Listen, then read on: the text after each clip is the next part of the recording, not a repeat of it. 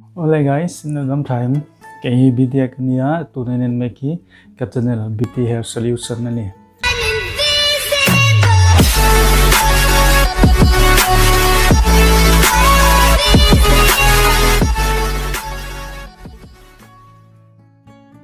Ole tuntum gan topic tur he basic color theory ya kan luto nga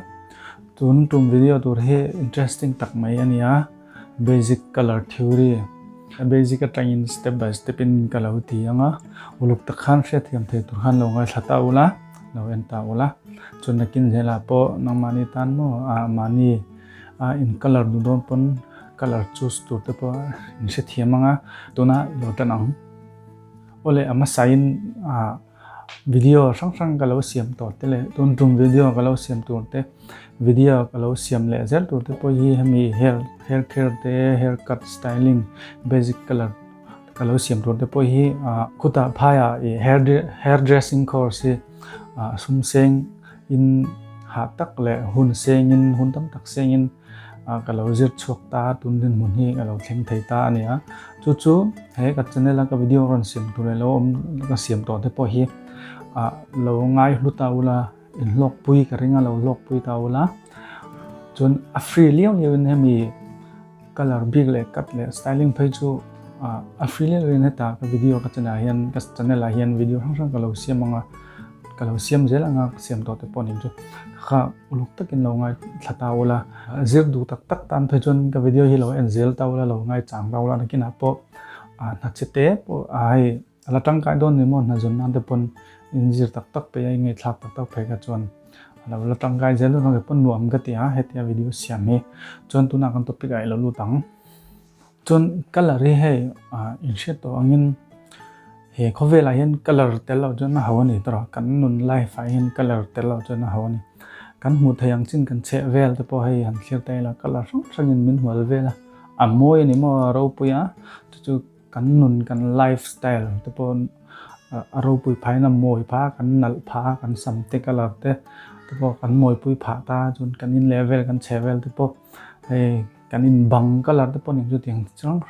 sang kan an chei vel ka chu color hi chun khoi mun po hi min hual vel ve kan ni mo hair stylist kan ina in khai samlam pang color ngat phai chu tiang kan lo mu fu chat thei ta chu eng color nge chu eng ti te ha kan zir vek na fu chat thei ta chon chumi turang chon lo nga thata wala lo en tawla nang mani pon nakina in color do rong te ka sam hi eng color nge thanga engang ber nge thanga ka sam ka color wa hian sam ro nge te bokha in lo sia nga chon mani in color do don pon in color in choose thei dona in apply thei don dan na mani knowledge in nga chu color basic theory he karon siam tum chan tak pakhat chu ni reng boka chu luk takin longa thapa don nia saluna mo khoi mu na po hair wakat ta la mo styling chu te bat ta la ma se color ri thiam lo khan chu na ho thamani mo ai hair color tel lo khan chun e tel tukin alang moi lo ni mo hair cut le styling ringot khan se kha hair color han thiam tel ta la han et tel ta la do ain kha ai khan a moi le zwal don ani i client kha i customer kha mo chon color chu enge ni tlang color chu hei thil pakhat pon lang taka light na reflection gan mu thai kha color chu ni mai color chu hei light reflection ni ta color chu color reflection chu color chi sang alo om ta ni chu color sang chu pasario ma chu color of rainbow gan ti bik ta chu color rainbow kan ti chu alam toin antena vip gior te kan ti hai VIBGYOR vip gior kan ti ta omja chu v kha violet I kha indigo B kha blue ne ta G kha green ne Y kha yellow ne O kha orange ne R kha red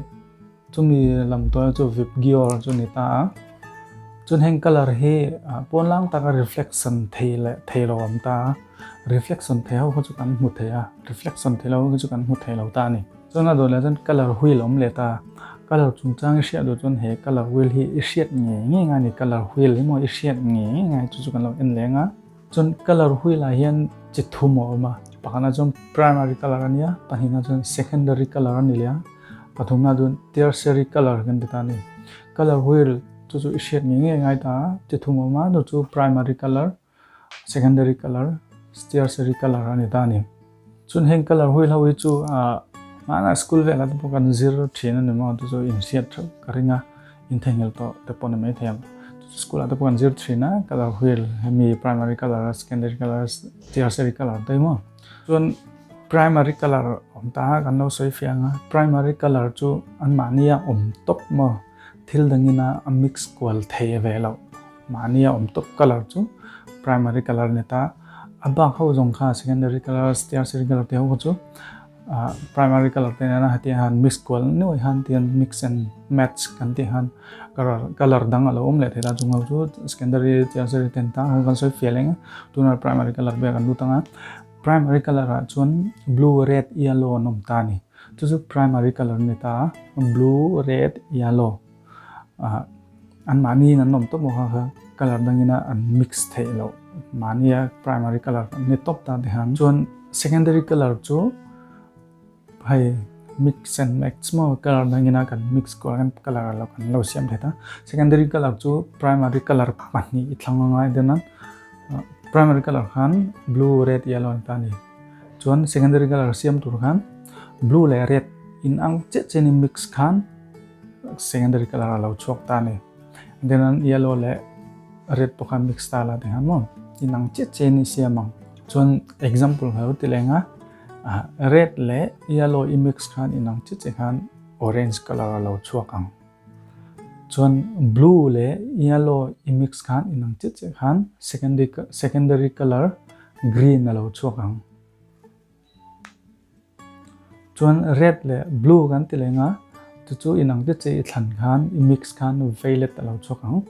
primary color red yellow blue nita secondary color orange green violet anita ni chu secondary color lo chwa the chu ka soinon leang primary color pani ithlanga chu nang che ni mix anga secondary color lo chokang chu secondary color siam chonan da secondary color kan nei sang leta orange green violet primary color blue yellow red chu mi ja tertiary color kan tile kan lo en leanga tertiary color siam chonan chu primary color pakhat le secondary color pakhat ila chokanga inang te chen mix anga chu tertiary color lo chong don da ni chon example color sailenga tertiary color siam chonan chu primary color pakhat kan langa secondary color pakhat kan lang denan primary color mi red kan langa secondary color mi orange kan langa inang te chen kan mix anga tertiary color durin red orange alo chokang chung jo yellow le orange kan mix lenga yellow orange te han mo chuan yellow le green kan mix chuan yellow green tiang zer khan chuan chung jo blue le green kan le langa kan la lenga kan mix lenga blue green tertiary color alo chuang blue green chuan chung jo blue le violet kan plus lenga kan mix lenga blue violet chung jo red le violet kan mix lenga red violet tertiary color churuk kan eta secondary color chithum primary color chithum ngana vine color wheel chi som pani kan nei ta ne chu kan color wheel chi som pani kha uluk takin ni vong anga ithiam anga isiat sian chuan color boy nei to don lo ani chunga chu entenan kan soinon lenga primary color blue yellow red secondary color orange green violet chuan tertiary color red orange yellow green yellow orange blue green blue violet red violet kau kha tertiary color nia chuan heng color wheel som pani kan soi kha isiat thiam anga ya isiat chen anga ya some color thiam midu chuan basic color mo some color hair color te ti du ne chuan hemi hair color wheel som pani hi isiat chen nge nga ya isiat chen chuan color turpon color choose turpon apply turpon boy nei to lawanga idu jong color kha i apply thai ron ta ne kha poi mo em ta chuan khát te zong khan ita se tun room video a chuan in log pui nge karinga in riat thiam karinga in riat thiam ani chuan khong in like le subscribe khak alo deal chuwa khong in mino like share subscribe sakta ola chuan next video a po hemi kala wheel dang karon tilenga chu in lo chang nge don nia bye bye